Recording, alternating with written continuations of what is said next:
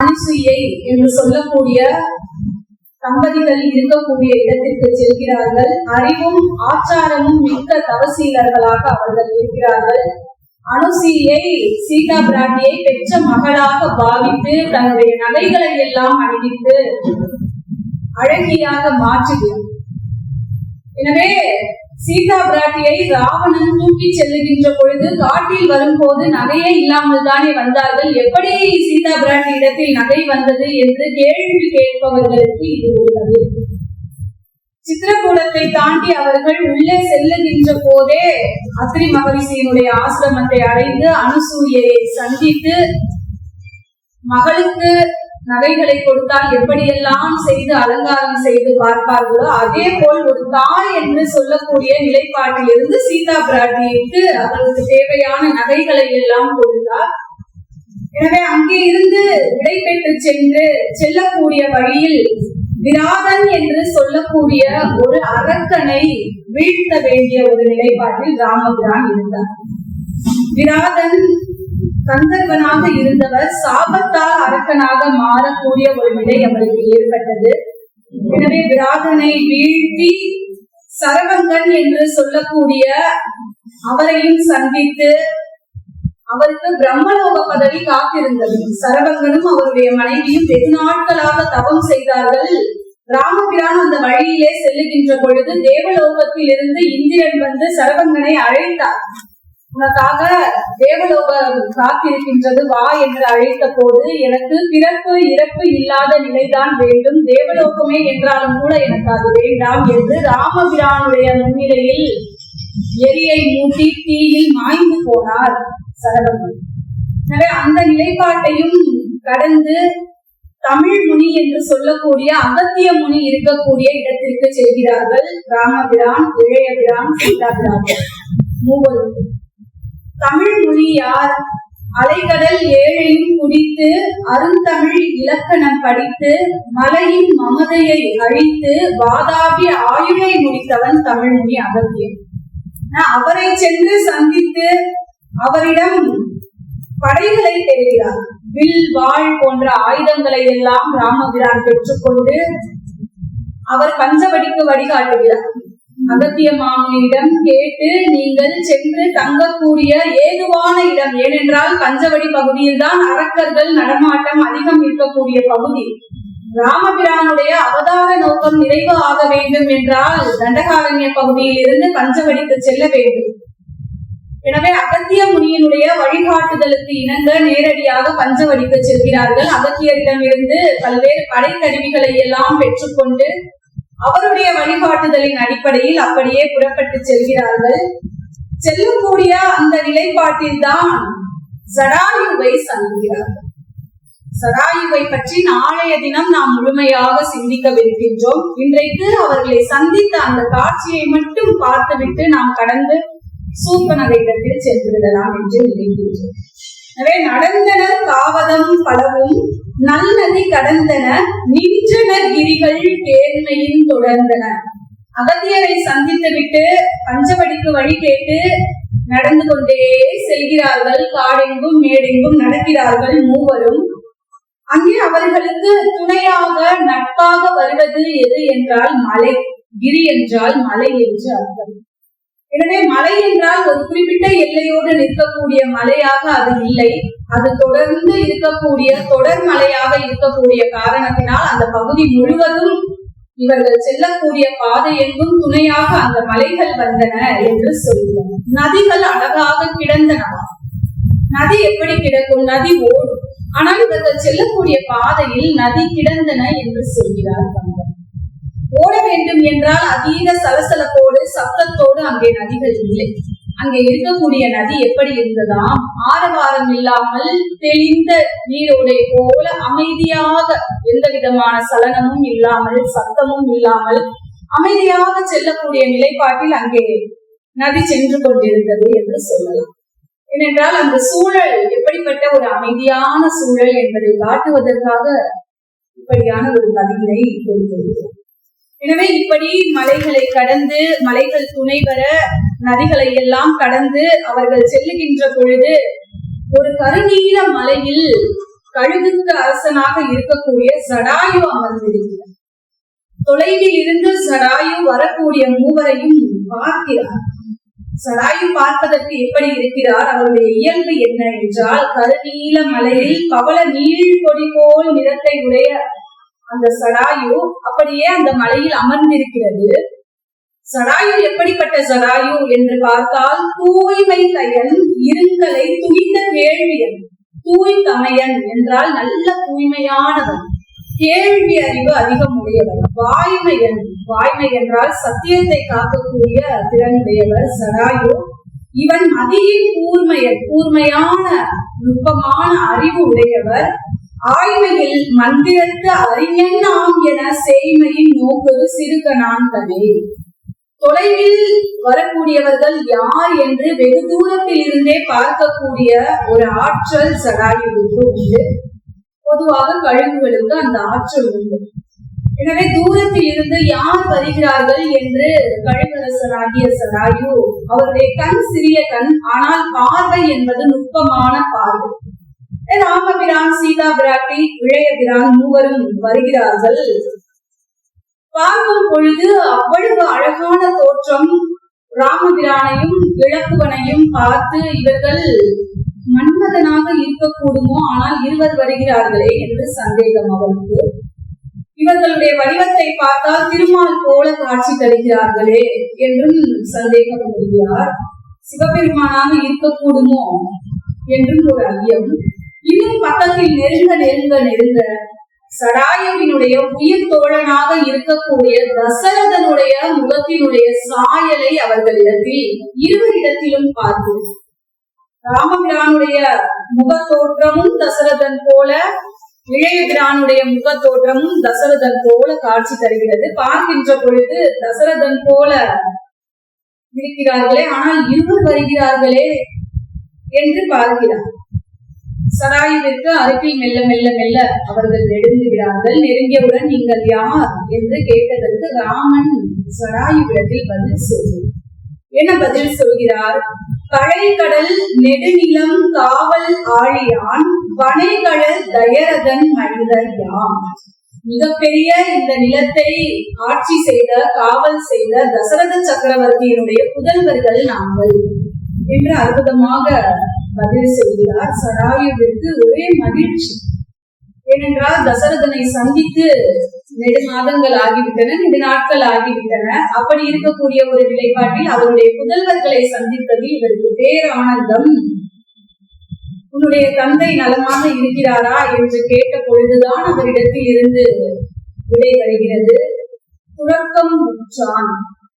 தசரதனுக்கு துறக்கம் என்றால் தசரதன் உயிரோடு இப்போது இல்லை, துறக்கம் ஏகினான் என்று சொல்லக்கூடிய அந்த வார்த்தையை கேட்டவுடன் ராமன் சொல்லலும் இரக்கம் உற்றான் என ஏக்கம் ஏகினான். அவருக்கு உயிரே போயிடுச்சு ஜடாயுவுக்கு. ஏனென்றால் அவருடைய ஆருயிர் நண்பன் தசரதன். எனவே நண்பன் இல்லை என்று சொன்னவுடன் அவர் துறக்கம் எய்தினார் என்று சொன்ன மாத்திரத்தில் இவர் இறந்து போனது போல ஆகிவிட்டார். உறக்கம் உற்றான் என உணர்வு நீங்கினான். இவர் உறங்கித்தான் போய்விட்டாரோ என்று சொல்லக்கூடிய அளவிற்கு மூச்சை ஆகிவிட்டாராம் சடாயு. ராமபிரானும் இளைய பிரானும் அவர்களுடைய கண்ணீரால் அவரை எழுப்பினார்கள். அவ்வளவு நட்போடு பாசத்தோடு பழகியவர்கள் தசரதனும் சடாயுவும் என்று சொல்லுவார். தன்னுடைய வரலாற்றை பற்றி மெல்ல மெல்ல சடாயு ராமபிரானிடத்திலும் இளைய பிரானிடத்திலும் சொல்ல ஆரம்பிக்கிறார். அருணன் அரம்பை என்பாருடைய மகன் நான், என்னுடைய அண்ணன் சம்பாதி என்று தன்னுடைய வரலாற்றை சொல்லுகின்ற பொழுது ஒரு வழியில் தனக்கு தந்தை முறையாக இவர் இருக்கிறார் என்பதை அவருடைய வரலாற்றை சொல்லுகின்ற பொழுது அறிகிறார்கள். ஒரு தந்தையை இழந்தோம், மற்றொரு தந்தையை நாம் பெற்றோம் என்கின்ற ஒரு மகிழ்ச்சியோடு நானும் நீங்குகிறேன் என்று சடாயு சொன்ன போது, தாயின் நீங்க அரும் தந்தையின் தன்னிகர் வாயில் நீங்கி வனம் புரிந்தோம். நாங்கள் எங்களுடைய தாயை நீங்கி இங்கே வந்திருக்கிறோம், அருமையான எங்களுடைய தந்தையையும் நாங்கள் நீங்கி இங்கே வந்திருக்கிறோம், எங்களுடைய நகரத்தையும் நீங்கி நாங்கள் இங்கே வந்திருக்கின்றோம். நீயும் எங்களை நீங்க வேண்டாம், நீங்கள் எங்களுக்கு துணையாக இருந்து காக்க வேண்டும் என்று ராமபிரான் சொல்லுகின்றார். அந்த பொழுதில் அப்படியானால் நீங்கள் இங்கே 14 ஆண்டு காலம் ஏற்கனவே சிறிது காலம் கழிந்து விட்டன, நீங்கள் அயோத்திக்கு செல்லக்கூடிய காலம் வரையிலும் நான் உங்களோடு இருக்கிறேன் என்று சொல்லி தன்னுடைய சிறகை விரித்துக் கொண்டு அந்த நிழலில் மூவரும் நடந்து செல்லுகின்ற வகையில் பஞ்சவடிக்கு வழிகாட்டினாராம் சராய். எனவே ஒரு தந்தை கிடைத்தது போல அந்த பெரும் மகிழ்ச்சியோடு தந்தையினுடைய நிழலில் குழந்தைகள் நடந்தால் எவ்வளவு ஒரு இன்பமான சூழல் இருக்குமோ அந்த ஒரு இன்பமான சூழலில் தான் பஞ்சவடிக்கு வழிகாட்ட சராயுவினுடைய துணையோடு பஞ்சவடிக்கு செல்கிறார்கள். எனவே பஞ்சவடிக்கு செல்லுகின்ற பொழுதே கோதாவரி நதியினுடைய அந்த அழகை பார்க்கிறார்கள். சான்றோர் கவியென கிடந்த கோதாவரியை கண்டனர். அந்த கோதாவரி நதி எப்படி இருக்கின்றதாம், சான்றோர்கள் அறிவு நுட்பம் வாய்ந்தவர்கள் கவிதையை எழுதினால் எவ்வளவு அழகாக இருக்குமோ அவ்வளவு அழகாக அந்த கோதாவரி நதி சென்று கொண்டிருந்தது என்று சொல்கிறார். அங்கே சில காலம் பஞ்சவடியில் இலக்குவனால் அமைக்கப்பட்ட அந்த பர்ணசாலை அமைக்கப்படுகிறது. அவர்கள் சென்று தங்கக்கூடிய அந்த இடம் அமைக்கப்படுகிறது. அந்த இடத்தில் சில காலம் மிக்க மகிழ்ச்சியோடு வாழ்கிறார்கள். ராமபிரானும் சீதா பிராட்டியும். இளைய பிரான் இமையான் அயனாக இருந்து கண் இமைக்காமல் அல்லும் பகலும் இருவரையும் காவல் செய்கிறார். ஒரே ஒரு பாடலை மட்டும் சொல்கிறேன். அவர்கள் இருவரும் எவ்வளவு மகிழ்ச்சியாக அங்கே வாழ்ந்தார்கள் என்பதற்கு, ஓதிமம் ஒதுங்க கண்ட உத்தமன் உழையல் ஆகும் சீதை தன் நடையை நோக்கி சிறியது ஓர் முறுவல் செய்தார். அவர்கள் இருக்கக்கூடிய அந்த இடம் அழகான சோலையாக காட்சி தருகிறது. ஒரு பக்கம் கோதாவரி நதி பாய்கிறது, மற்றொரு பக்கம் அன்னங்கள் எல்லாம் இருக்கின்றன. யானை, மான், கிளி, மயில் என்று அனைத்தும் விளையாடக்கூடிய ஒரு அழகான சோலையாக அது காட்சி தருகிறது. அந்த பகுதியில் அன்னங்கள் அப்படியே நடந்து சென்றனவாம். அப்போது ராமபிரான் அன்னங்களை பார்த்தாராம். சீதா பிராட்டியினுடைய நடை அழகிற்கு இந்த அன்னத்தினுடைய நடையெல்லாம் ஒரு நடையா தோற்று போகும் என்று மெதுவாக சிரித்துக் கொண்டாராம். சீதா பிராட்டியும் சிரித்தாராம். மாது அவள்தானும் ஆண்டு வந்து நீர் கொண்டு நீளும் போதகம் நடப்ப நோக்கி புதியது ஓர் முறுவல் செய்தார். அங்கே நீர் உண்பதற்காக வந்திருக்கக்கூடிய யானையினுடைய நடையை பார்க்கிறாள் சீதா பிராட்டி. ராமபிரானுடைய நடைக்கு முன்னதாக இந்த யானையினுடைய நடையெல்லாம் ஒரு நடையா என்று அவளும் மெதுவாக தன்னுடைய கணவனுடைய அழகை பார்த்து சிரிக்கிறார். அதனால்தான் தேக்கு மரம் உடலை தந்தது, சின்ன யானை நடையை தந்தது என்று ஆண்களுடைய நடைக்கு யானையினுடைய நடையை சொல்வார்கள். பெண்களுடைய நடைக்கு அன்னத்தை ஓமையாக சொல்வார்கள். அன்னம் போல நடந்தால் என்று எத்தனையோ பாடல்கள் இருக்கின்றன. எனவே இப்படி அவர்களுடைய வாழ்க்கை என்பது அந்த பஞ்சவடி பகுதியில் சில காலம் மிக இயல்பாக நல்ல முறையில் தான் கடந்து கொண்டிருந்தது. அப்போதுதான் சூர்பனகையினுடைய வரவு நிகழ்கிறது. சூர்பனகை வருகின்ற பொழுதே கம்பர் எப்படி சூர்பனகையை வர்ணிக்கிறார் என்று பார்த்தால், நீல மாமணி நிற நிருதர் வெந்தனை மூல நாசம் பெற முடிக்கும் மொய்வினால் என்று சொல்கிறார். அந்த ராவணன் என்று சொல்லக்கூடிய அந்த குலத்தை, அரக்கர்களுடைய குலத்தை வேரோடு அழிக்கக்கூடியவளாக ஒரு பெண் அங்கே வந்து நிற்கிறாள். ராமபிரான் வெளியில் அமர்ந்திருக்கிறார். சீதா பிராட்டி அந்த இடத்தில் இல்லை, உள்ளே இருக்கிறாள். இளைய பிரானும் இல்லை. ராமபிரான் மட்டும் திண்ணையில் அமர்ந்திருக்கக்கூடிய அந்த நிலைப்பாட்டில் சூர்பனகை வருகிறார். அப்படி வரக்கூடிய சூர்பனகையை பார்த்து என்ன சொல்கிறார் கவி சக்கரவர்த்தி என்றால், இது வருகிறாளே இந்த சூர்பனகைதான் இலங்கை வேந்தனாகிய ராவணனுடைய அரக்கர் குலத்தை வேரோடு அழிப்பதற்காக வருபவள். மேலை நாள் உயிரோடும் பிறந்து தான் வினைக்காலம் போது உடல் முறை கடிய நோய் ஆனால், நம்ம பிறக்கிறப்பவே ஒரு சில வியாதிகள் நம்மளோட பிறக்கும். ராவணனுக்கு எப்படி சூர்பனகை அப்படின்னா கூடவே பிறந்த வியாதி மாதிரி. சரியான காலம் வந்துச்சு அப்படின்னா அந்த வியாதி பூதாகரமா வந்து அவர்களுடைய உயிரையை மாய்த்து விடுவான்.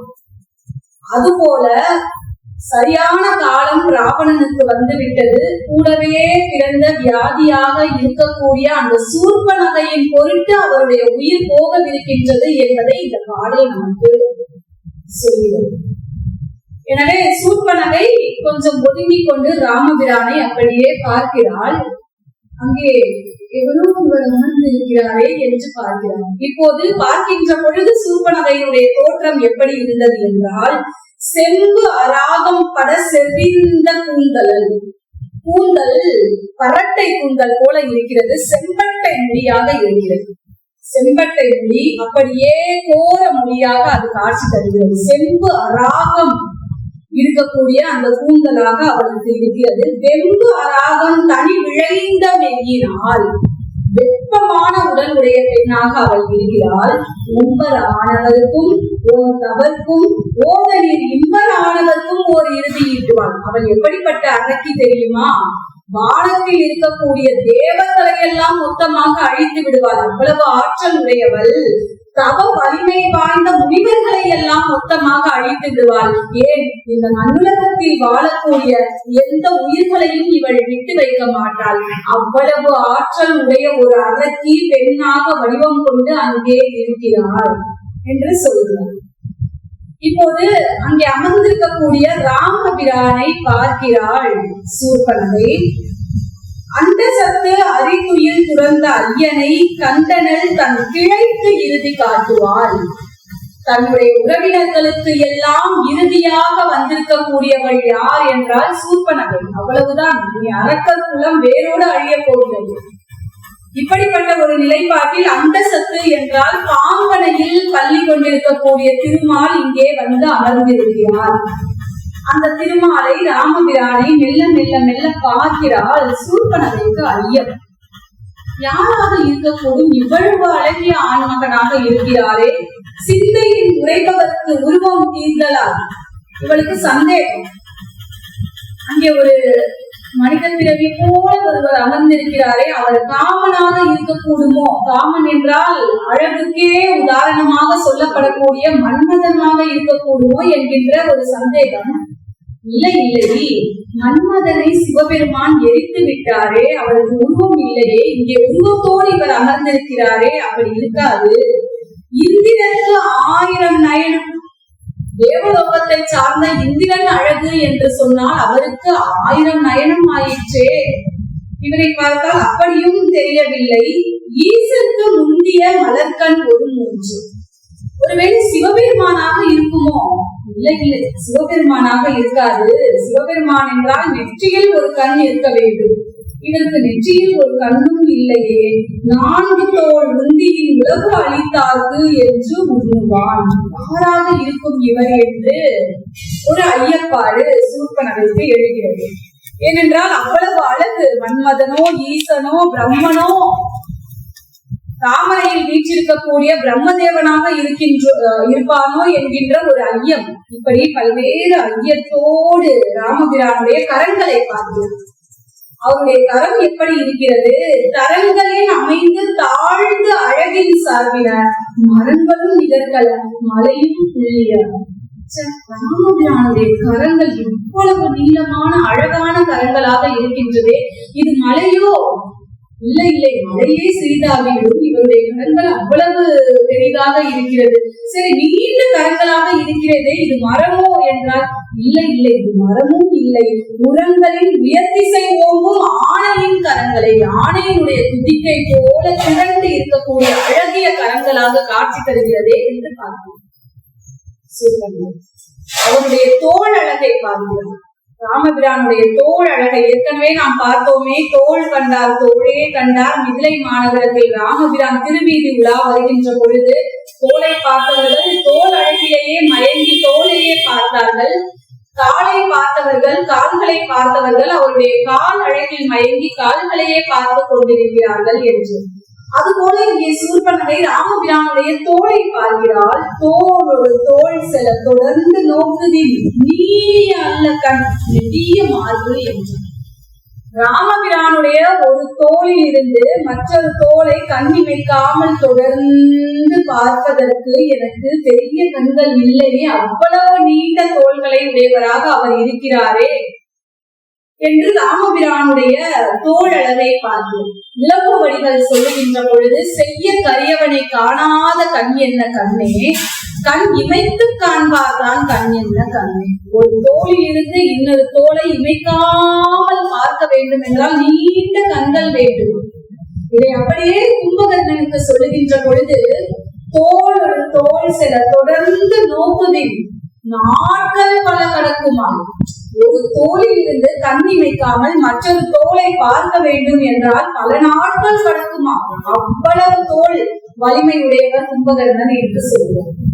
இதை நாம் இளங்கோவடிகளிடத்திலும் பார்க்க முடியும். இதை வைத்துத்தான் பாடல் எழுதினார்கள். கட்டான கட்டழகு கண்ணா, உன்னை பார்க்காத கண்ணும் ஒரு கண்ணா என்றெல்லாம் பாடுவார்கள்.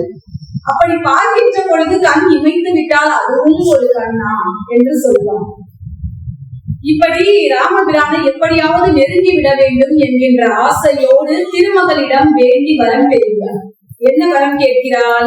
இதே அரக்கியினுடைய உருவத்தில் நான் சென்றால் ராமபிரான் என்னை ஏறெடுத்து, ராமன் என்று தெரியாது, அங்கே இருக்கக்கூடிய அவர் என்னை ஏறெடுத்து கூட பார்க்க மாட்டார் என்பதற்காக அழகுக்கே அடையாளமாக விளங்கக்கூடிய மகாலட்சுமியை நினைத்துக் கொண்டு தன்னுடைய வடிவத்தை, அரக்கியினுடைய வடிவத்தை மாற்றிக் கொள்கிறார். நிலவை போன்று பிரகாசமாக இருக்கக்கூடிய அழகான முகத்தை பெற்று மெல்ல மெல்ல மெல்ல மெல்ல மெல்ல ராமபிரானை நெருங்குகிறார். ரொம்ப அழகான பாடல். அவளுடைய நடையழகோடு இந்த நடையழகையும் பாருங்க. பஞ்சி ஒளி விஞ்சு குளிர் பல்லவம் அணுங்க செஞ்செடிய கஞ்சம் இத சீரடியழாகி அம்சொலிழ மங்கை என அன்னம் என மின்னும் வஞ்சி என நஞ்சம் என வஞ்ச மகள் வந்தாள். வஞ்சமே வடிவாக இருக்கக்கூடிய ஒரு பெண் வருகிறாள். அவள் எப்படி வருகிறாள்?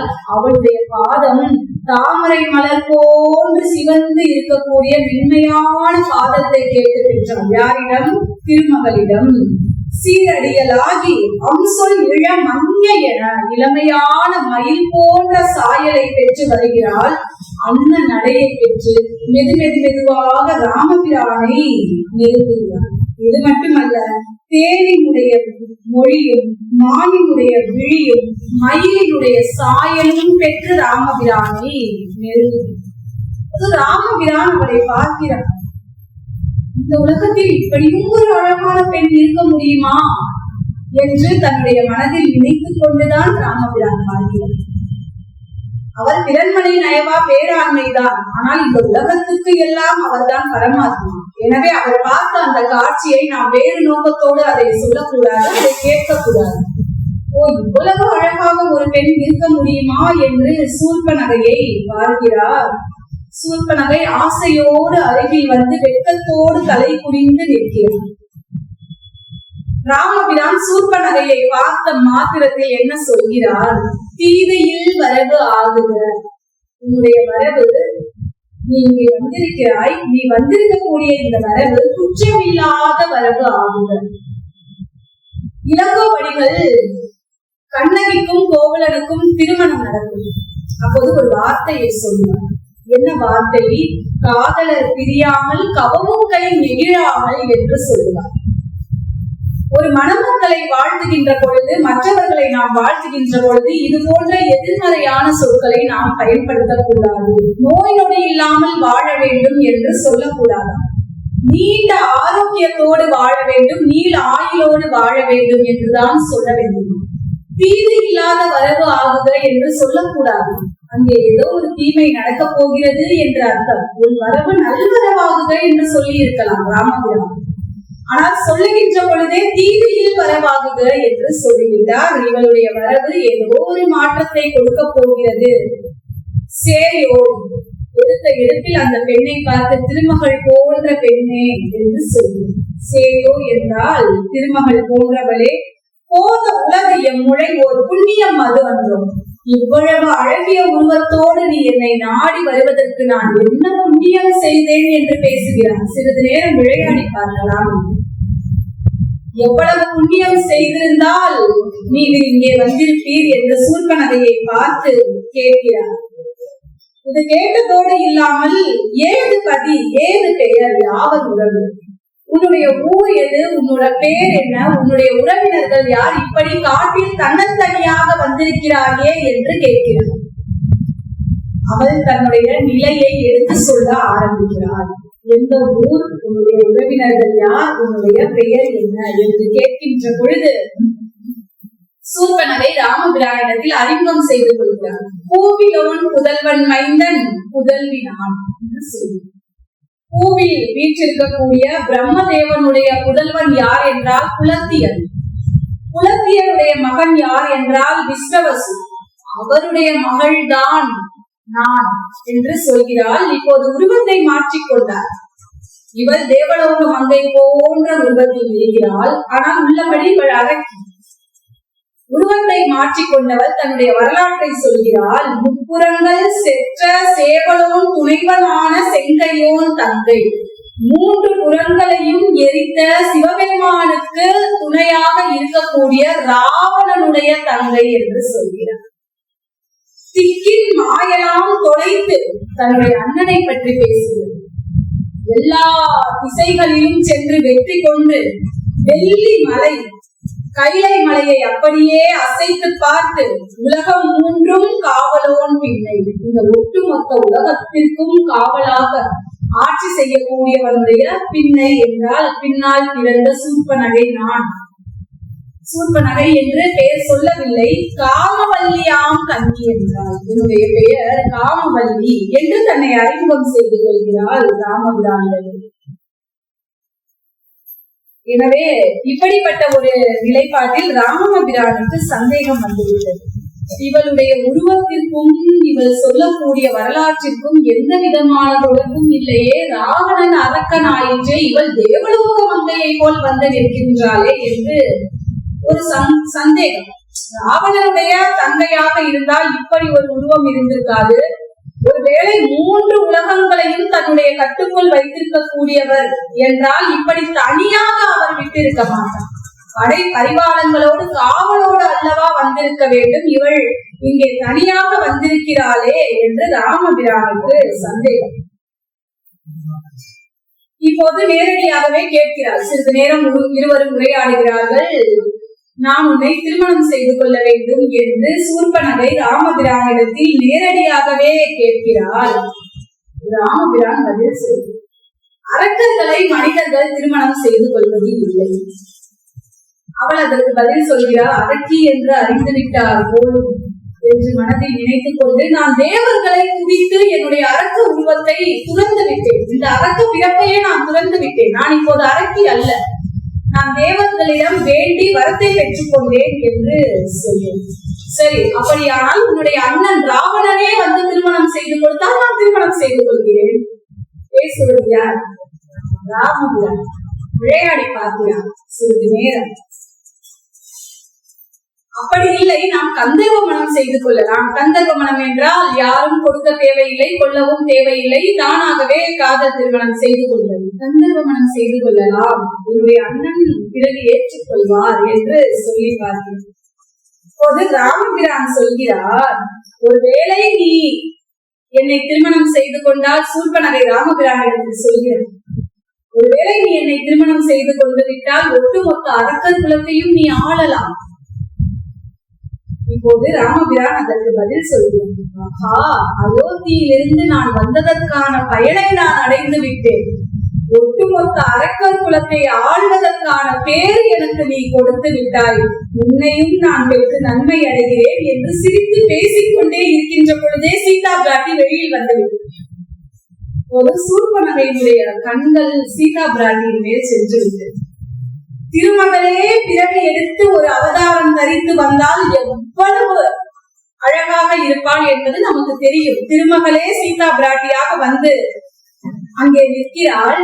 அவளை பார்த்த கண்கள் வேறு எதையும் பார்க்காது. இப்படி ஒரு அழகியா என்று சூர்பனகையினுடைய கண்கள் இப்போது சீதா பிராட்டியிடத்தில் சென்று அவ்வளவு அழகாக இருக்கிறாள்.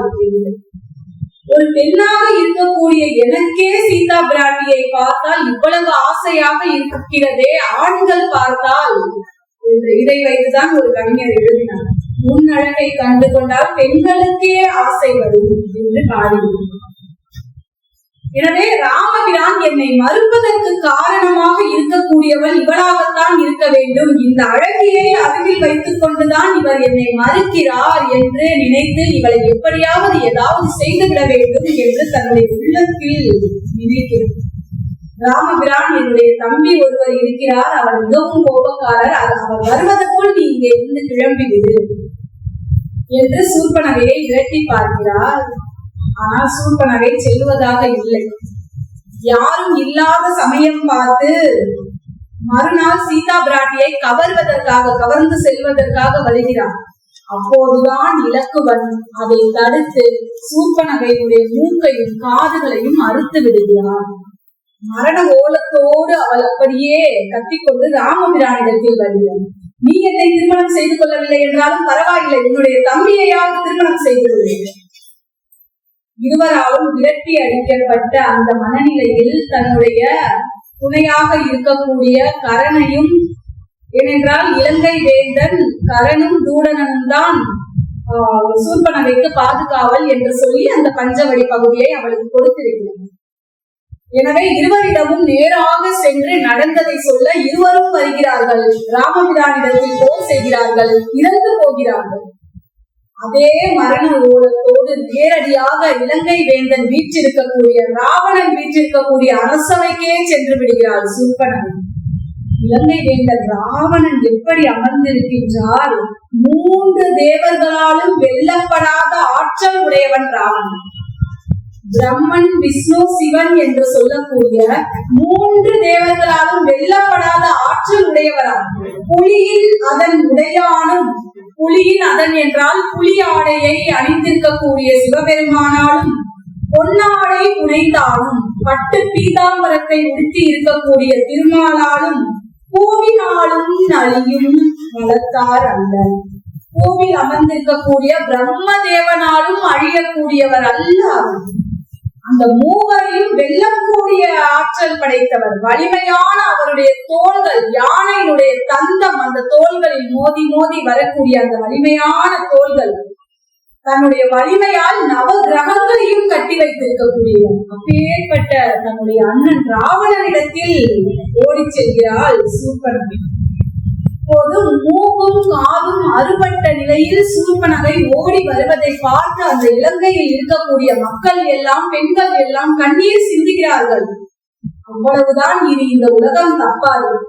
ராவணன் சூர்பனகையை இந்த நிலைக்கு ஆளாக்கியவர்களை விடமாட்டார், இந்த ஒட்டுமொத்த உலகத்தையே அவர் அழிக்கப் போகிறார் என்று ஒவ்வொருவராக பேசுகிறார்கள், ஒவ்வொன்றாக பேசுகிறார்கள். இன்னிசை முழக்கம் கேட்ட அந்த இலங்கையில் இப்போது அவல ஓசை கேட்க ஆரம்பித்திருந்தது. சூர்பனகையின் அவலம் முதல் அவலம், இனி தொடர்ந்து இலங்கையில் அவலம் தான். எனவே பெண்கள் எல்லாம் அழுகிறார்கள். இலங்கையில் ஒரு விலங்குக்கு கூட துன்பம் ஏற்படாதாம். ஏனென்றால் ராவணனுடைய காவல் அவ்வளவு காவல், தன்னுடைய குடிமக்களை அவ்வளவு பாதுகாவல் செய்யக்கூடியவர். ராவணனை நாம் லேசாக மதிப்பிட்டு விடக்கூடாது. அவரிடம் இருந்த ஒரே ஒரு எதிர்மறையான சிந்தனை மாற்றான் மனைவியை பார்த்தது. ஆனால் ராமபிரான் எப்படி அழகுக்கு உவமையோ அதே போல ராவணனும் அழகுடையவன், ராமபிரானை போல வீரமுடையவன், கைலாயத்தையே அசைத்து பார்த்தவன், சிவபெருமானுடைய தொண்டனாக சிவபக்தனாக இருந்தவன். தெய்வ பக்தி இருந்தது அவரிடத்தில், வீரம் இருந்தது, தன்னுடைய மக்களை எல்லாம் நல்ல வழியில் செலுத்தக்கூடிய நல்ல அரசனாக இருந்தார் ராவணன். ஆனால் ஒரே ஒரு எதிர்மறையான சிந்தனை அவரை ஒட்டுமொத்தமாக அழித்து விட்டது என்றுதான் சொல்ல வேண்டும். ஒரு ராவணன் தன்னுடைய தங்கையை பார்க்கிறார். மூக்கும் காதும் இல்லாத நிலையில் அழுது கொண்டு வரக்கூடிய சூர்பனகையை பார்த்து, கடித்த கதிர்வாள் எயிறு மின் கெமிழ மேகத்து இடித்த ஒரு ஒத்து உதறி யாவல் செயல் என்றான். வானத்தில் இருக்கக்கூடிய இடி முழங்கினால் எவ்வளவு சத்தத்தோடு முழங்குமோ அவ்வளவு சத்தத்தோடு கோபத்தோடு இது யாருடைய செயல் என்று சூர்பனகையை பார்த்து கேட்கிறார். இப்போது சூர்பனகை சொல்கிறார், மானிடர் 2 மனிதர்கள், அவர்களை பார்த்தால் மன்மதனை கூட உவமை சொல்ல முடியாது. இந்த உலகத்தில் யாரோடும் ஒப்பிட்டு சொல்ல முடியாது, அவ்வளவு அழகானவர்கள். ஒருவர் மூக்கையும் காதையும் அறுத்து அனுப்பியிருக்கிறார். அவரை வர்ணிப்பதை பாருங்கள். அவ்வளவு அழகான இருவர் மானிடர்கள் அச்சமே இல்லாமல், உன் மீது கொஞ்சம் பயமே இல்லாமல் இந்த செயலை செய்து விட்டார்கள் என்று தன்னுடைய அண்ணனிடத்தில் சொல்கிறார். இன்னும் நிறைய அடையாளங்களை சொல்கிறார். அவர்கள் முப்புரி நூலை, தன்னுடைய மார்பில் பூநூலை அணிந்திருந்தார்கள், மரமுறி தரித்திருந்தார்கள், மறை பயின்ற வேதங்களை எல்லாம் கற்ற நாவினை உடையவர்களாக இருந்தார்கள், வில் தொழில் வித்தகர்களாக இருந்தார்கள், வில் கலையில் ஆற்றல் வாய்ந்தவர்கள். ஏனென்றால் கரடை அழிக்கின்ற பொழுது, தூடனை அழிக்கின்ற பொழுது அவருடைய வில் ஆற்றலை பார்த்திருக்கிறார். எனவே இவற்றை எல்லாம் சொல்கிறார். ராவணனுக்கு கேவலமாக இருக்கின்றது. என்னுடைய தங்கை தன்னுடைய காதுகளையும் மூக்கையும் இழந்து இங்கே வந்து நிற்கிறாள். இந்த உலகையும் ஆளக்கூடிய நான் இன்னும் உயிரோடு இருக்கின்றேனே என்று அவர் பேசுகிறார். வாளும் உலகு ஓத விடம் உண்டவன் வழங்கும் நாளும் உல தோளும் உல நானும் உலான். ஐயோ, என்னுடைய கையில் இன்னும் வாள் இருக்கிறது. முக்கண்ணன் என்று சொல்லக்கூடிய சிவபெருமான் கொடுத்த ஆயுள் இன்னும் எனக்கு இருக்கிறது. நானும் உயிரோடு இருக்கிறேன். என்னுடைய தோளிலும் வலிமை இருக்கிறது. இப்படி இருந்து என்னுடைய தங்கையை ஒருவர் இப்படி செய்து விட்டார் என்றால் நான் இருந்து என்ன பிரயோஜனம் என்று உனக்கு பாதுகாப்பாக கரணையும் தூடனையும் அனுப்பினேனே, அவர்கள் என்ன செய்தார்கள் என்று கேட்கின்ற பொழுதுதான் அவர்கள் இறந்துவிட்ட செய்தியையே சொல்கிறாள் சூர்பனகை. அவர்கள் இறந்துவிட்ட செய்தியை கேட்ட பின்னதாக ராவணனுக்கு கொஞ்சம் புத்தி வேலை செய்கிறது. இதுவரை கொள்கின்ற அளவிற்கு அந்த மானிடர்கள் இருந்தார்கள் என்றால் நீ செய்த தவறு என்ன, நீ என்ன செய்தாய் என்று அப்போதுதான், அதுவரையில் தந்தையினுடைய பேச்சை தான் கேட்டார். நீ என்ன செய்தாய்? நம்முடைய வீட்டில் குழந்தைகள் இருக்கிறார்கள் என்றால் அவர்கள் அழுது கொண்டே வந்தால் யார் அடித்தார்கள், வா என்று அழைத்து செல்லக்கூடாது. நீ என்ன செய்தாய் முதலில் என்றுதான் நாம் கேட்க வேண்டும். பல பெற்றோர்கள் இன்று அப்படி செய்வதே இல்லை. ஆசிரியர்கள் ஏதாவது திட்டிவிட்டார்களா, நான் வந்து கேட்கின்றேன். யாரேனும் ஏதாவது சொல்லிவிட்டார்களா, நான் வந்து கேட்கின்றேன். எனவே இங்கே சிறிது நேரம் கழித்துத்தான் ராவணனுக்கு வருகிறது, நீ என்ன தவறு செய்தாய் என்று கேட்ட பொழுது சூர்பனகை பதில் சொல்கிறாள். பாருங்கள், என்பையின் குற்றம். நான் செஞ்ச தப்பு என்ன தெரியுமா? யாவருக்கும் எழுத ஒண்ணாத தன்மையன், யாராலும் அவருடைய உருவத்தை வரைய முடியாது. அவ்வளவு அழகாக இருக்கக்கூடிய தன்மையனாக விளங்கக்கூடிய ராமனோடு தாமரை தவிர போந்தாள். ஒரு பெண் இருந்தாள். அந்த பெண் மகாலட்சுமி போல தாமரை மலரை விட்டு அப்படியே இறங்கி வந்தவள் போல் இருந்தாள். மின்வையின் மருங்குள் கொண்டாள், மின்னல் போன்ற இடை. வேய்வையின் மென்தோல் கொண்டாள், மூங்கில் போன்ற தோலை கொண்டிருக்கக்கூடியவள். பொன்மையின் மேனி கொண்டாள். அந்த பெண்ணுடைய மேனி பொன் போல மின்னக்கூடிய மேனியாக இருந்தது. பொருத்தினால் புகுந்தது என்ற அந்த பெண்ணால வந்த பிரச்சனை இது. அவ பாக்குறதுக்கு ரொம்ப அழகா இருந்தா, மகாலட்சுமி மாதிரி இருந்தா, அழகான கண்கள், மூங்கில் போன்ற தோல், மின்னல் போன்ற இடை.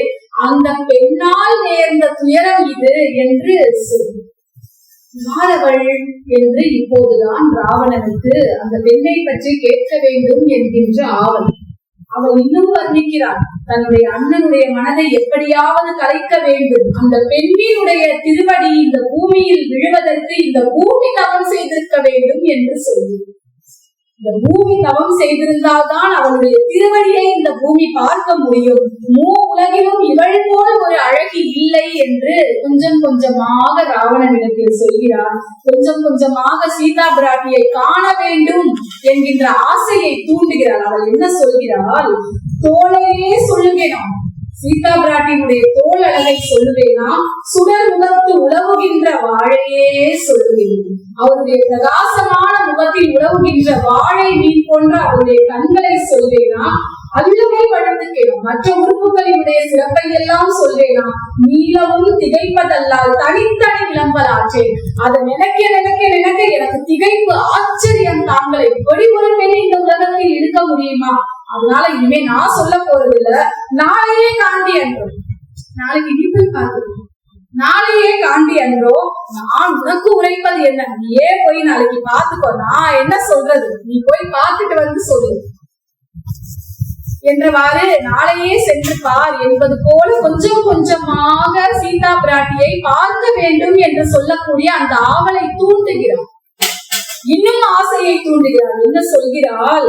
பாகத்தில் ஒருவன் வைத்தான், பங்கயத்து இருந்த பொன்னை ஆகத்தில் ஒருவன் வைத்தான், அந்தணன் நாவில் வைத்தான், மேகத்தில் பிறந்த மின்னை வென்ற நுண் இடையினாலே மாகத் தோல்வீர பெற்றால் நீ எங்கனம் வைத்து வாழ்த்தி என்று கேட்கிறான். அண்ணா ராவணா, பாகத்தில் ஒருவன் வைத்தான். சிவபெருமான் சக்தியை தன்னுடைய ஒரு பாகத்தை கொடுத்து வைத்து பாதுகாத்தால், பங்கயத்து இருந்த பெண்ணை, மலரில் இருக்கக்கூடிய திருமகளை திருமால் தன்னுடைய மார்பில் இடம் கொடுத்தார், பிரம்மனோ நாவில் வைத்தார். ஒருவேளை சீதா பிராட்டியை நீ அடைந்தால் நீ எப்படி வைத்து காப்பாய் என்று கேட்கிறார். அவர் எதுவும் பேசவில்லை. இவள் கொஞ்சம் கொஞ்சமாக தன்னுடைய அண்ணனிடத்தில் சொல்லக்கூடாத ஆசை வார்த்தைகளை எல்லாம் சொல்கிறார். கண்ணதாசன் அழகாக எழுதுவார். பரமசிவன் சக்தியை ஓர் பாதியில் வைத்தான், அந்த பரமகுரு 2 பக்கம் தேவியை வைத்தான், பார்க்கடலில் மாதவனோ பக்கத்தில் வைத்தான், ராஜா பத்மநாபன் ராணியை தன் நெஞ்சில் வைத்தான் என்று ஒரு அழகான பாடல். அப்படியே இந்த பாடலை எடுத்து பாடப்பட்டதுதான் அந்த பாடல். எனவே ஒருவேளை நீ சீதா பிராட்டியை அடைந்தால் எப்படி நீ வைத்து பாதுகாப்பா என்று கேட்டவுடன் ராவணனுக்கு மற்ற எல்லா சிந்தனையும் தொலைந்து விட்டது. கரண் இறந்ததை மறந்து விட்டான், தூடனன் அழிந்ததை மறந்து விட்டான், ராமபிரானையும் இலக்குவனையும் அவர்களுடைய வீரத்தை மறந்து விட்டான், ஏன் சூர்பனகை மூக்கறிவட்டதை மறந்து விட்டான். அவருடைய சிந்தனை முழுக்க முழுக்க மயிலுடைய சாயலாலை வஞ்சியா முன்னம் நீண்ட எயிருடைய இலங்கைநாதன் இதயமாம் சிறையில் வைத்தான். சீதா தேவியை பார்ப்பதற்கு முன்னமே தன்னுடைய இதய சிறையில் வைத்து பூட்டி விட்டான் ராவணன். கரணையும் மறந்தான், தங்கை மூக்கினை கடிந்து நின்றான், உடனையும் மறந்தான், மூக்கறுத்தவனுடைய வீரத்தை மறந்து போனான், இறந்து போன கரனை மறந்து போனான், உற்ற பழியையும் மறந்தான். இலங்கை வேந்தனுக்கு மிகப்பெரிய பழி. இவ்வளவு பெரிய வீரனாக இவர் இருக்கின்ற பொழுது தன்னுடைய தங்கைக்கு வரக்கூடிய அந்த நிலையை பார்த்தால் அனைவரும் பழிப்பார்கள். அந்த பழியையும் மறந்து போனான். வெற்றி அரணையும் கொண்ட காமன் அம்பினால், சீதா தேவியின் மீது இருக்கக்கூடிய அந்த ஆசையினால் முன்னை பெற்ற வரனையும் மறந்தான்.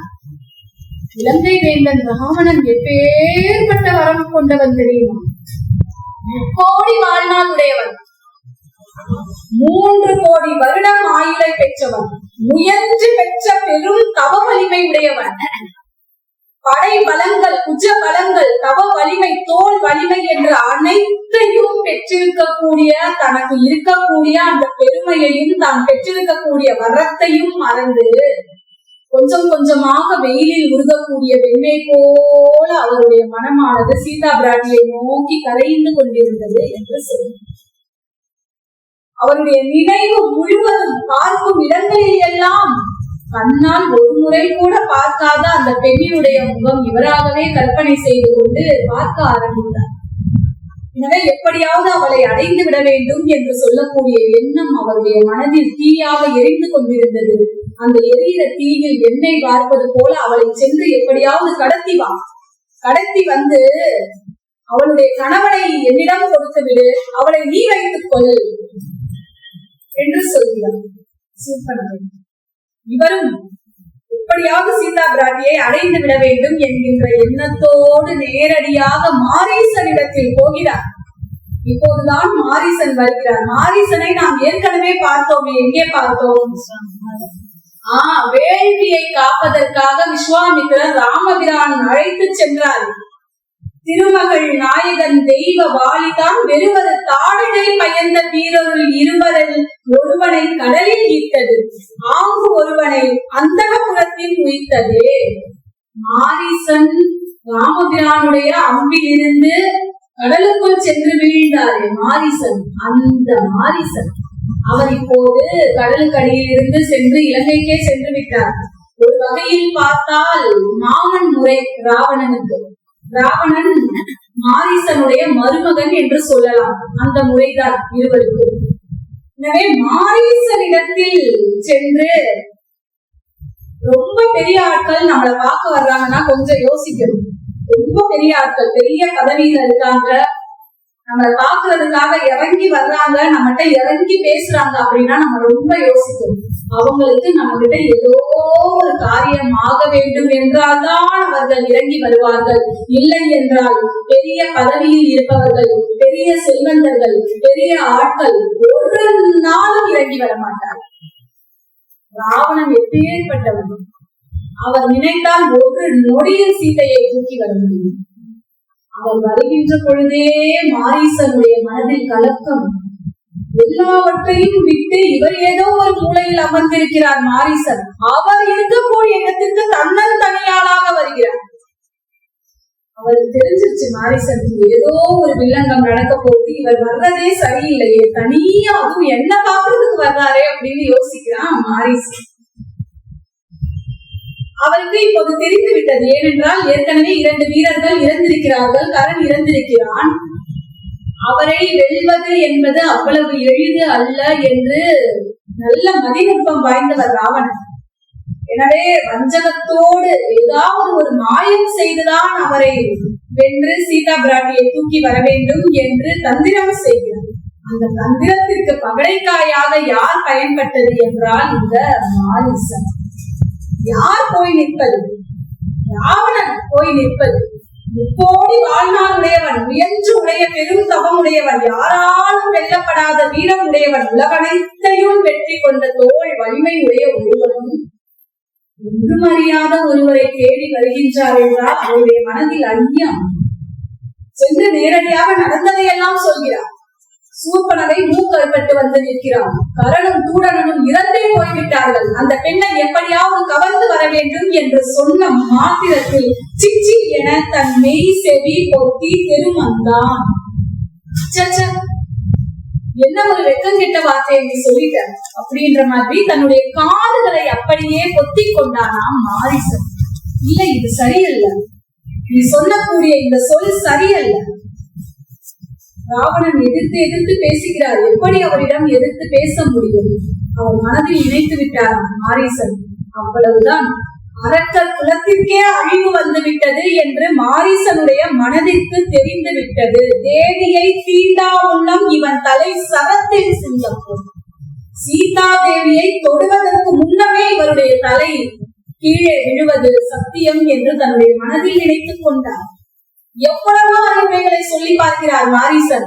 இல்லை, இது சரியல்ல, இது தவறு, உன்னுடைய பெருமைக்கு இது அழகல்ல என்று எவ்வளவோ சொல்லி பார்க்கிறார். ஒன்றையும் கேட்பதாக இல்லை. எல்லாவற்றையும் சீதா மீது இருக்கக்கூடிய அந்த ஆசை மறைத்து விட்டது.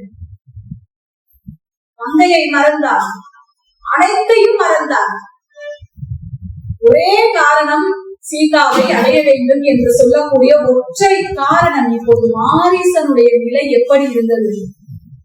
ஒருவேளை மாரீசன் அவருடைய சொல்லை கேட்காவிட்டால் இறந்துபட வேண்டும். ராவணன் அழித்தே விடுவான். அவருடைய சொல் கேட்காதது எதிரில் இருக்கக்கூடியது மாமாவா இருந்தா என்ன, மச்சானா இருந்தா என்ன, தங்கையுடைய கணவனை கொன்றவன், சூர்பனகையினுடைய கணவனை கொன்றவன் மூல நூலில் இருக்கிறது. சூர்பனகை எதற்காக இப்படி செய்கிறாள் என்றால் ராமன் மீது இருக்கக்கூடிய ஆசையினால் அல்ல, ராவணனை அழிக்க வேண்டும். உடன் பிறந்தே கொள்ளக்கூடிய வியாதி என்று அதற்கு தான் கம்பர் சொன்னார், கூடகமாக சொன்னார்.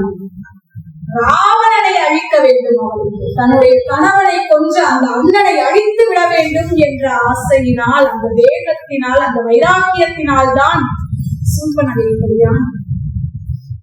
ஆனால் இங்கே மாரீசனுடைய நிலைப்பாடு எப்படி இருக்கிறதா? ஆழ்குழி நீர் நஞ்சு உற்றுழி மீனின் நடுக்குருவான். மாரீசன் விஷம் கலந்த நீரில் இருக்கக்கூடிய மீனாக தவிக்கிறான். நீரிலே இருந்தாலும் இறப்பு நிச்சயம், வெளியில் வந்தாலும் இறப்பு நிச்சயம். இப்போதுதான் மாரீசன் முடிவு செய்கிறார். என்ன முடிவு செய்கிறார்?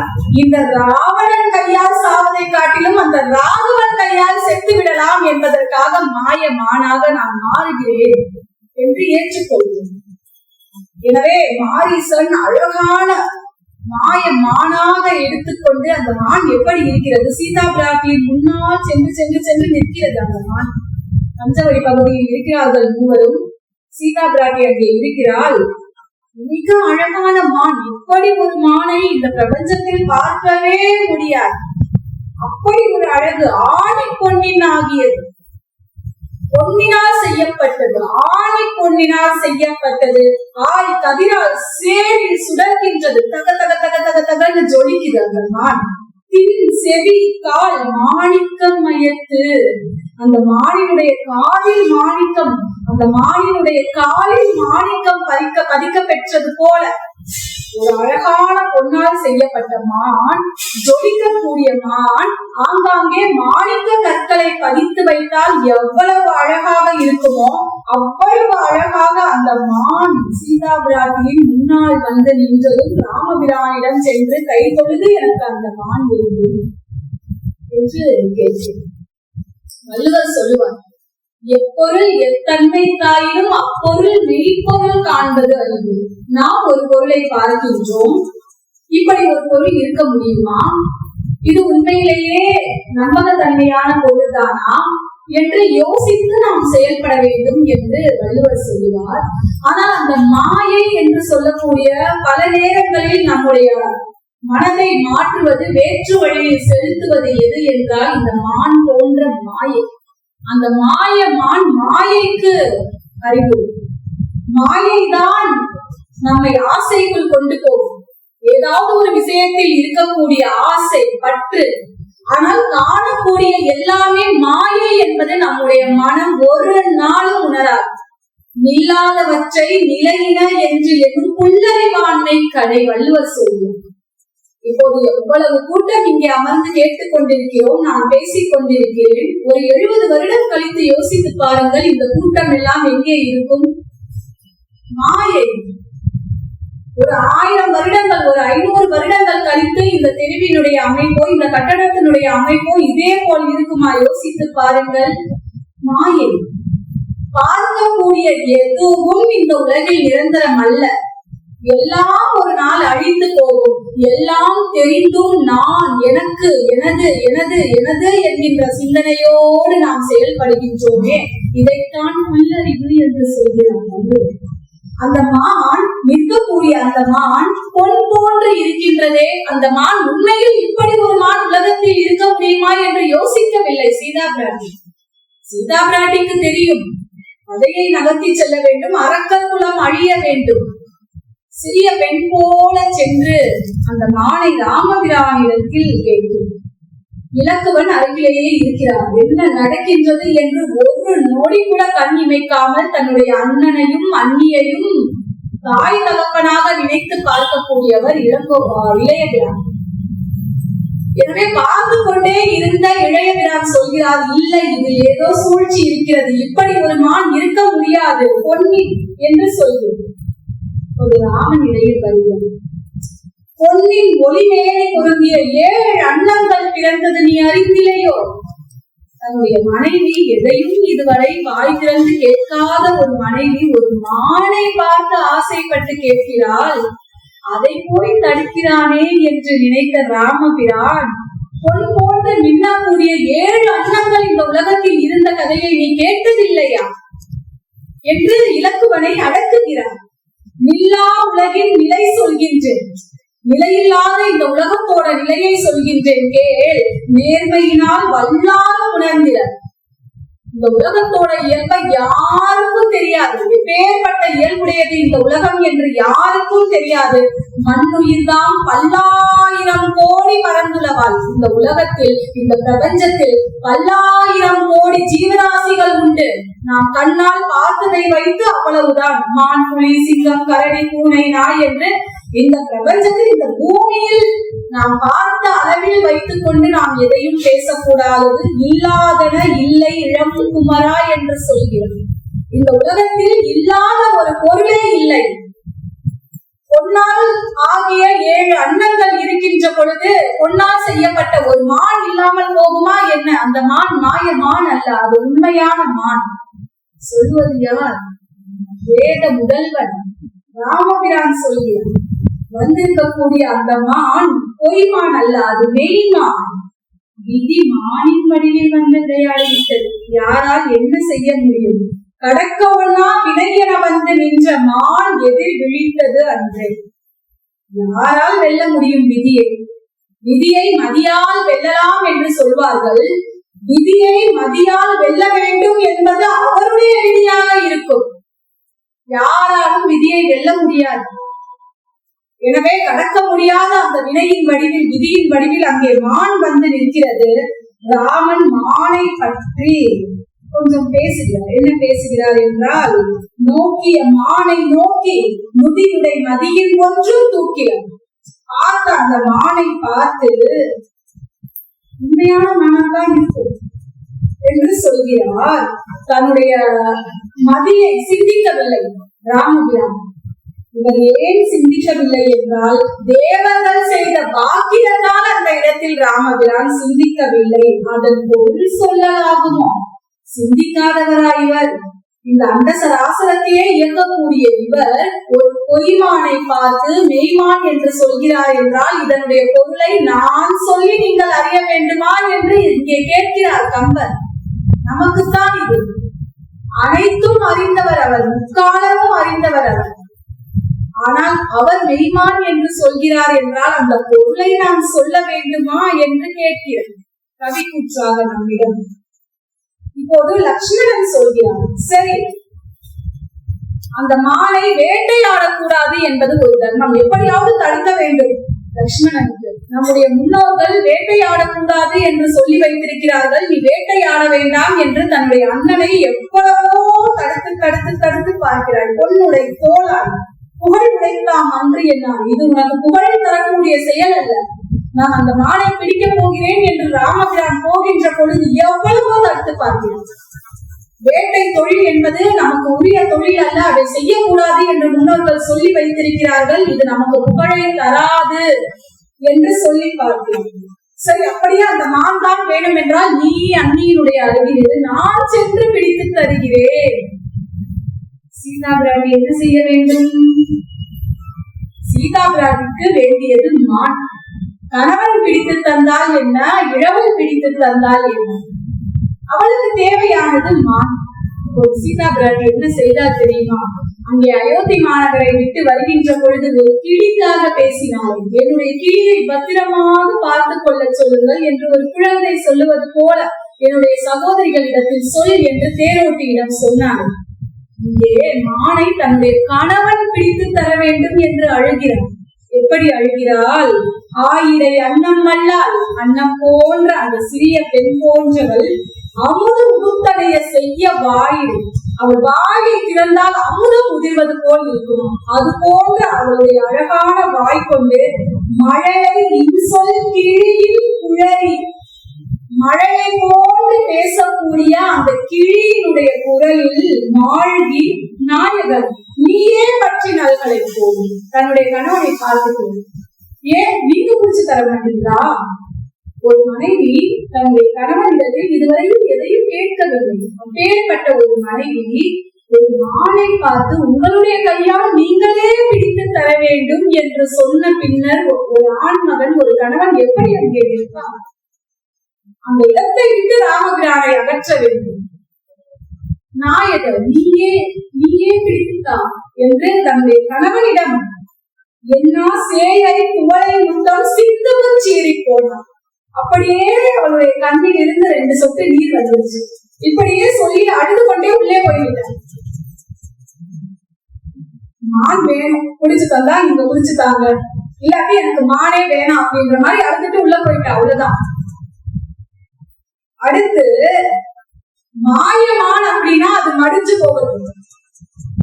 திரும்பவும் லக்குவன் சொல்கிறார், அண்ணா போக வேண்டாம். சரி, உன்னுடைய கூற்றுப்படி அது மாயமானாக இருந்தா அந்த மாயமான் அழிஞ்சு போகுது.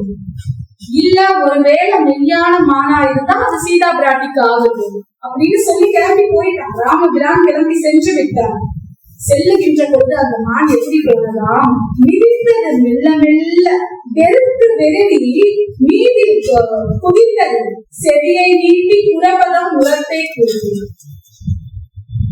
ஒரு மான் தப்பித்து ஓட வேண்டும் என்றால் திரும்பி பார்க்காம ஓடணும். அது மாயமான். பிடிபடணும் அப்படின்னே வந்து நிற்கக்கூடிய மான் கொஞ்ச தூரம் குதிச்சு குதிச்சு குதிச்சு குதிச்சு போகுமா, அப்படியே கொஞ்ச நேரம் திரும்பி பார்க்கணும். ராமன் வர்றாரா, வருகிறார் என்றால் திரும்ப கொஞ்ச தூரம். மாரிசனுடைய நோக்கம் ராமபிரானை அங்கிருந்து வெகு தூரத்திற்குள் கொண்டு செல்ல வேண்டும். குஞ்சிட இவர் மேக குழலிடை குதிக்கும். பெரிய பெரிய மலையெல்லாம் தாண்டுது மான், மேகத்தை எல்லாம் கடக்குது. சூழ சென்றி நகலும். பிடிக்கிறதுக்காக பக்கத்துல போயிடலாம் அப்படின்னு பார்த்தா ரொம்ப தூரம் தள்ளி போயிடும். தீட்டெல்லாம் தகை வைத்தா தொடவே முடியல மானை. நின்றதே போல் நீங்கும். இங்கதான் நிக்குது, போய் பிடிச்சிடலாம் அப்படின்னு பிடிக்க போனா நீங்கும், காணாம போயிடுது. இங்கதானே நின்றது இந்த மான், எங்க போச்சு அப்படின்னு நிதி வழி நேயம் நீட்டும். மெதுவா வந்து பிடிபடுற மாதிரி வந்து மஞ்சளம் கோதை மாதன் மனம் என போயிற்று அம்மா. பெண்களுடைய மனம் எப்படி ஒரு இடத்தில் நிலையாக இருக்காதோ அதுபோல அந்த மான் ஒரு இடத்தில் நிலையாக நிற்காமல் தவி தவி தவி தவி தவி கொண்டு கண்களுக்கு புலப்படாமல் போய்கொண்டே இருந்தது. இப்போதுதான் ராமபிரானுக்கு சந்தேகம் வருகிறது. ஆஹா, இலக்குவன் சொன்னது சரியாகத்தானே இருக்கின்றது. காயம் வேறாகி செய்யும் கருமம் வேறாகிற்று என்று பார்ப்பதற்கு மான், ஆனா இந்த மான் செய்யக்கூடிய செயலை பார்த்தால் மான் செய்யக்கூடிய செயல் போல இல்லை, ஏதோ மாயம் செய்யக்கூடிய செயலாக இருக்கிறது. உடல் ஒரு வடிவத்தில் இருக்கிறது, செய்யக்கூடிய செய்கை வேறாக இருக்கின்றது என்று சந்தேகம். சரி, எப்படியாவது ஏதோ மாயம் செய்யக்கூடிய மான், இலக்குவன் சொன்னது சரி என்று தன்னுடைய அம்பை எடுத்து மாரீசனை வதம் செய்வதற்காக ராமபிரான் தன்னுடைய வில்லில் இருந்து புறப்படக்கூடிய அந்த அம்பினை எடுக்கிறார். அக்கணத்தில் ஐயனும் வெய்ய தன் சக்கரத்தின் தகைவு அறிந்து ஆயது ஓர் செக்கர் மேனி பகை செலுத்தினான். திருமால் கையில் வைத்திருக்கக்கூடிய அந்த சக்கரத்தை போல ஒரு அம்பை எய்தான். புக்க தேயம் புக்கு இன்னுயிர் போக்கு என மாரிசனுடைய உயிர் அந்த மானிலிருந்து வெளியே சென்று விட்டது. நெட்டிலை சரம் வஞ்சனை நெஞ்சுறப்பட்டது. அப்பொழுதே பகுவாயினால் அட்ட திக்கிலும் அப்புறம் புகவிட்டு அழைத்து ஒரு குன்று என வீழ்ந்தான். ஒரு பெரிய மலை வீழ்வது போல் மாரிசன் கத்திக்கொண்டே வீழ்ந்தான். அவன் கத்தியதுதான் பிரச்சனை. அவன் யாருடைய குரலில் கத்தினான்? உழைத்த வாளில் உரம்புக புள்ளியோன் இழைத்த மாயனின் என் குரலால் எடுத்து அழைத்தது உண்டு. ஆஹா, இந்த மாரீசன் எழுப்பிய குரல் என் குரல் ஆயிற்று.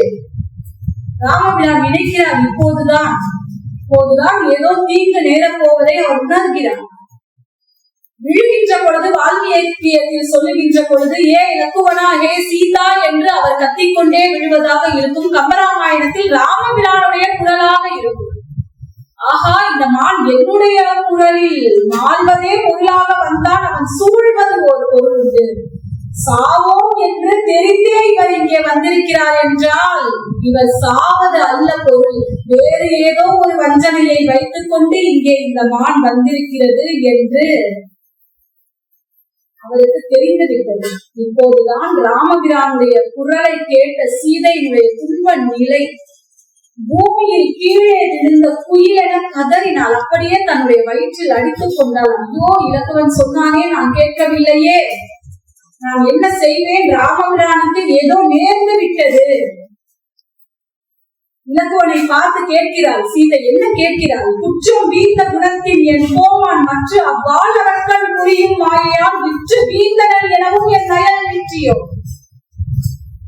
என்னுடைய கோமானாக விளங்கக்கூடிய, எனக்கு தலைவனாக விளங்கக்கூடிய அந்த ராமபிரானுடைய அபய குரலை கேட்ட பின்னரும் நீ என் அருகில் நிற்கிறாயே, உன்னுடைய மனதில் என்ன எண்ணம் என்று கேட்கிறார். இலக்குவனுக்கு தெரியும் அண்ணனை ஒன்றும் செய்ய முடியாது என்று. எவ்வளவோ சொல்லி பார்க்கிறார். ராமபிரானை அழிக்க இந்த ஈரேழு உலகிலும் எவரும் இல்லை, அது அந்த மாயமானுடைய சதியாகத்தான் இருக்க வேண்டும் என்று தன்னுடைய அண்ணியிடத்தில் எவ்வளவோ சொல்லி பார்க்கிறார். கேட்பதாக இல்லை, மீண்டும் மீண்டும் சுடு சொற்களை பேசுகிறார் சீதை. யாரை பார்க்கும்? தன்னுடைய குடும்பத்தை, தன்னுடைய அரண்மனையை, தன்னுடைய மனைவியை ராஜபோகத்தை எல்லாவற்றையும் துறந்து விட்டு அண்ணனே கதி அன்னியே கதி என்று தவவேடம் புரிந்து வனத்தில் இவர்களுக்கு துணையாக வந்த இலக்குவனை பார்த்து கேட்கிறாள் சீதை, இது நல்ல நெறி அல்ல, நீ இங்கே நிற்பது நல்ல நெறி அல்ல என்று கேட்கிறாள். நின்ற நிலை இது நெறியிற்று அன்று என வந்தரு தன்னிடன் வயிற்று கூறுவாள். ஒரு பகல் ஒரு பொழுது ராமபிரானிடத்தில் பழகி பார்த்தால் அவர்கள் ராமபிரானுக்காக உயிரையே கொடுப்பார்களே, நீ உடன்பிறந்தே இப்படி நிற்கிறாயே, உன்னுடைய மனதில் என்ன என்ன என்று கேட்கிறேன். வால்மீகியத்தில் இன்னும் கடுமையாக வேறொரு அர்த்தத்தில் போகும். இது கம்பராமாயணத்தில் கம்பர் கொஞ்சம் அளவோடு நிறுத்தி வைத்துக் கொண்டார். இப்படி கேட்கக்கூடிய சீதா பிராட்டியை பார்த்து நிச்சயமாக அது அண்ணனுடைய குரல் அல்ல என்று எவ்வளவோ சொல்லி பார்க்கிறார். இறுதியாக சீதா பிராட்டி பயன்படுத்திய பிரம்மாஸ்திரம். இப்போது கூட நீ இந்த இடத்தை விட்டு கடக்கவில்லை என்றால், ராமபிரானை காப்பதற்காக நீ செல்லவில்லை என்றால் நான் எரிய தீயில் விழுந்து மாண்டு போவேன் என்று சொல்லி, அப்போதுதான் கோமுகம் நெருநிலம் புள்ளி சொல்லுவான்.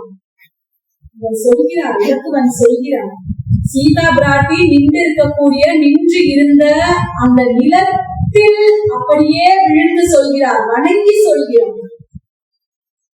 இலக்குவன் தன்னுடைய முகத்தை அவள் காலடியில் அல்ல, காலடி இருந்த அந்த நிலத்தை வணங்கியதான். யார்? இலக்குவன். சீதா பிராட்டி நின்ற அந்த இடத்தை வணங்கி, துஞ்சுவது என்னை, நீ சொன்ன சொல்லை நான் அஞ்சுவேன். யார் இறக்க போவது? நீங்க சாக போறீங்களா? இந்த சொல் கேட்டாலே எனக்கு அச்சமா இருக்கு. இலக்குவன் சொல்கிறான், மறுக்கிறேன், அவளம் தீர்த்து இனி இன்று இரும். அந்த இலக்குவன் ரேகை என்று சொல்லப்படக்கூடிய அந்த ரேகை இங்கே இல்லை, கம்பராமாயணத்தில் இல்லை, இது வால்மீகியத்திலும் இல்லை. ஆனால் ரேகையை பற்றி நாம் பேசிக்கொண்டே இருக்கிறோம். கோடு போட்டு நிற்க சொன்னால் சீதை நிற்கவில்லையே, சீதை அன்று நின்றிருந்தால் ராமன் கதை இல்லை. கோடு வட்டம் என்பதெல்லாம் கடவுள் போட்டதில்லை, கொள்ளும் போது கொள்ளு, தாண்டி செல்லும் போது செல்ல. ஆனா அங்கே கோடு போடவில்லை, இன்று இரும், இங்கேயே இருங்க, இதை தாண்டி இந்த ஒரு வார்த்தை தான் கம்பராமாயணம். தன்னுடைய அந்நியாரை பார்த்து, இவ்வளவு பெரிய வார்த்தையை நீங்கள் சொன்ன பின்னால் கூட என்னால் இங்கே இருக்க முடியாது, நான் என்னுடைய அண்ணனை பார்க்க செல்கின்றேன் என்று செல்கின்ற பொழுது ஒரு வார்த்தையை சொன்னார். என்ன சொன்னார்? விதியினை வெல்ல வல்லமோ, விதியை யாரால் தடுக்க முடியும்? அங்கே அயோத்தியிலிருந்து புறப்படுகின்ற பொழுது, தாய் கைகேயியை தாக்க செல்கின்ற பொழுது ராமபிரான் தடுத்து இது விதியின் பிழை என்று சொன்ன போது என்ன சொன்னார் இலக்குவன்? விதிக்கு விதியாகும் என் வில்திறம் காண்பு, அந்த விதிக்கே நான் விதியா இருக்கேன், என்னுடைய வில்லை பார், அந்த விதிக்கே இது விதியா இருக்குன்னு சொன்ன இலக்குவனுடைய பக்குவத்தை பாருங்க. விதியை யாரால் வெல்ல முடியும்? தெரிஞ்சிருச்சு இலக்குவனுக்கு, இது விதி, இனி விதிப்படிதான் நடக்க வேண்டும் என்று தன்னுடைய அண்ணனை பார்ப்பதற்காக இலக்குவன் புறப்பட்டு சென்றான். அந்த பச்சை தலையன் ராவணன் சீதா பிராட்டி இருக்கக்கூடிய இடத்தை வேறு ஒரு வடிவம் கொண்டு நெருங்கினான். எனவே இந்த பகுதி நமக்கு சொல்லக்கூடியது என்னவென்று பார்த்தால், இத்துடன் நாம் இன்றைய தினம் நிறைவு செய்து கொள்ளலாம். ஏனென்றால் சூர்பனகை சூழ்ச்சி பார்த்தாயிற்று, மாரீசன் வீழ்ச்சியும் பார்த்தாயிற்று, இரண்டும் தான் இன்றைக்கு தலைப்பு. நாளைக்கு நாம் சடாயுவையும் சபரியையும் பார்க்க போகின்றோம். உயிர் தந்த சடாயு, உயிர் காத்த சபரி. சடாயுவை பற்றி கொஞ்சம் லேசாக ஒரு அறிமுகத்தை நாம் இங்கே பார்த்தோம். தந்தைக்கு நிகரானவர் என்று பார்த்தோம்.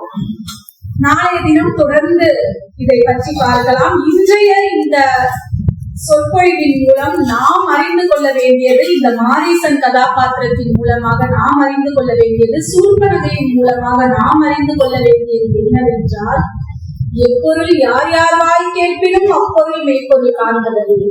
ராமபிரானுக்கு இப்படி ஒரு துயரம் நேருமா என்று சீதா பிராட்டிக்கு ஐயம் எழக்கூடாது. தன்னுடைய கணவன் யாராலும் வெல்லப்படாத ஆற்றல் உடையவன் என்கின்ற நம்பிக்கை தம்பிக்கு இருந்தது, மனைவிக்கு இல்லை. யார் யார் வாய் கேட்பின் வந்த அந்த குரல் ராமபிரானுடைய குரல் அல்ல என்று தெரியவில்லை. எப்பொருள் தன்மை தாயினும் அப்பொருள் மெய்ப்பொருள் காண்பது அறிவு. ஒரு பொருள் எந்த தன்மையில் இருக்கின்றதோ அது அப்படியே நாம் ஏற்றுக்கொள்ள கூடாது. அதனுடைய மெய்ப்பொருள் என்ன என்று நாம் அறிந்துதான் பார்த்த மாத்திரத்தில் ஒருவர் நல்லவராகத்தான் இருக்கக்கூடும், ஒருவர் அல்லவராகத்தான் இருக்கக்கூடும் என்று நாம் முடிவு செய்துவிடக் கூடாது. ஒரு அலுவலகத்தில் புதிதாக ஒருவர் வேலைக்கு வந்து சேருகிறார் என்றால் அவரை பற்றி பல தகவல்கள் முன்னமே மேலாளர்களுக்கு வந்துவிடும்.